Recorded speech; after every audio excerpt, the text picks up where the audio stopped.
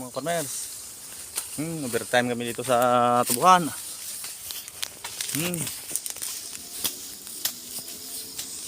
Kasi malamig trabaho pag hapon na mga farmers.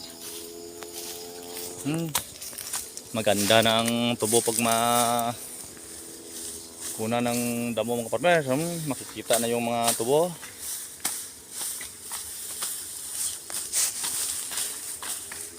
Kahit na wala pang abono mga farmers,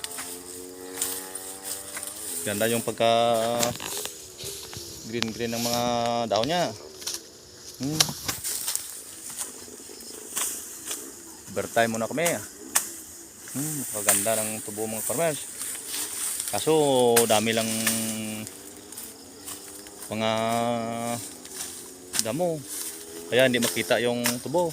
Pero pag pagbasahan mga farmers, madang pasa, ganda. Kapal ng tubo niya mga farmers. Kaso hindi lang naasikaso. Tayo muna kami ng ilang oras kasi umuulan kanina. Like and share sa ating mga video mga farmers, mga idol.